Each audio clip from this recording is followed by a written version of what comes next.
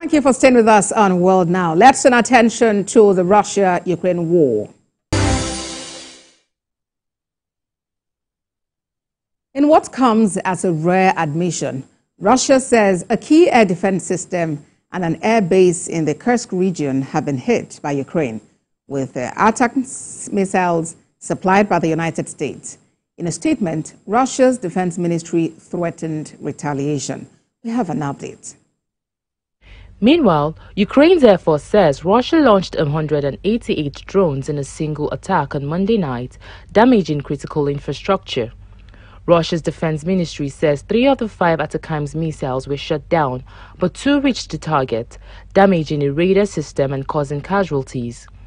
Tension has been high since the U.S. reportedly allowed Ukraine to use ATACMS missiles on targets inside Russia last week in response to the deployment of North Korean troops by Russia. The week culminated with Russia's use of the powerful new intermediate-range Orishnik ballistic missile on the Ukrainian city of Dnipro. Meanwhile, Downing Street has denied allegations that a British diplomat expelled from Russia was a spy.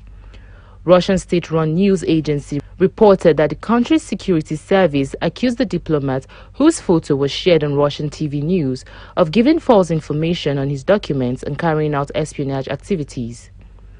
When asked if a tit-for-tat expulsion would occur, a No. 10 spokesman says, to be clear, the UK refutes the allegations. He described them as baseless.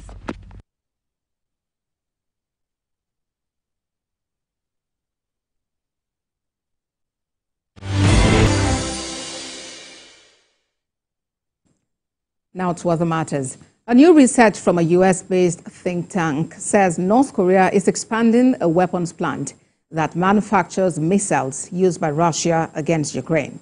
The facility allegedly produces both KN-23 missiles and KN-24 missiles. This is according to researchers at the James Martin Center for Non-Proliferation Studies at the Middlebury Institute of International Studies. The factory, which is located in the country's second-largest city, Hamhung, has been visited several times by North Korean leader Kim Jong-un, with North Korean state media previously touting its mass production of tactical missiles. Ukraine has been hit in several attacks recently by Russian ballistic missile attacks. Ukrainian military officials say about a third of them were North Korean weapons.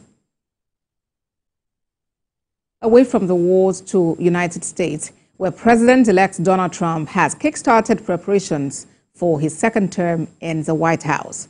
His transition team has signed a memorandum of understanding with Joe Biden's outgoing administration. The memorandum reportedly sidestepped an ethics agreement that would have forced Mr. Trump to be transparent about who may be financing his transition effort. Meanwhile, the U.S. president-elect has picked a leading COVID lockdown skeptic, Jay Bhattacharya, to lead the National Institutes of Health.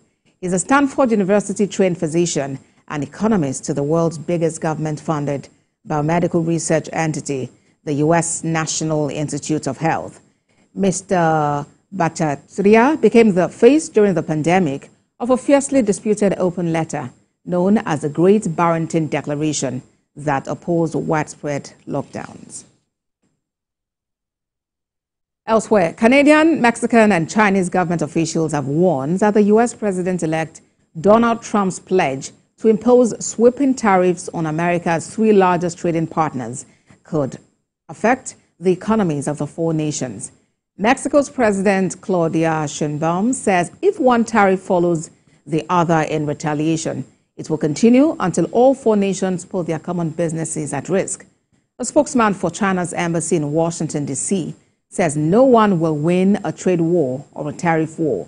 Canada's Prime Minister Justin Trudeau said he spoke to Mr. Trump in the hours after the announcement and planned to hold a meeting with Canada's provincial leaders on Wednesday to discuss a response. Donald Trump pledged on Monday night to introduce 25% tariffs on goods coming from Mexico and Canada and an additional 10% on goods coming from China. He said the duties were a bid to clamp down on drugs and illegal immigration. Now, a day after marching on central Islamabad against a government-imposed lockdown, supporters of Pakistan's opposition leader Imran Khan have temporarily called off protests demanding the release of the jailed former prime minister. The protesters had vowed not to leave the capital until Mr. Khan's release. But as they breached barriers and made their way to Democracy Square on Tuesday, they were pushed back by police and were met with tear gas.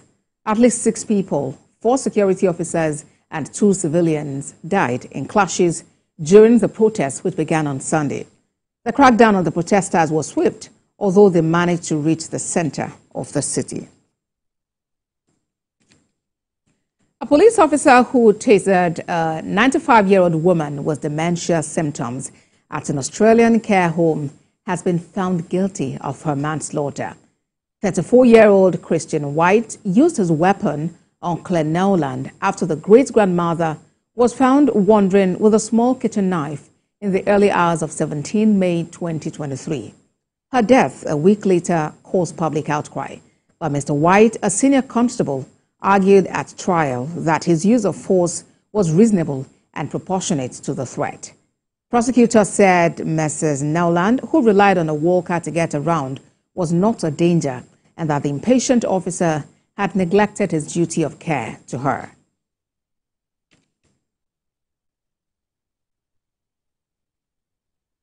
Finally, on World Now, in Nigeria, the National Agricultural Development Fund says its priority is to empower smallholder farmers, particularly women and youth.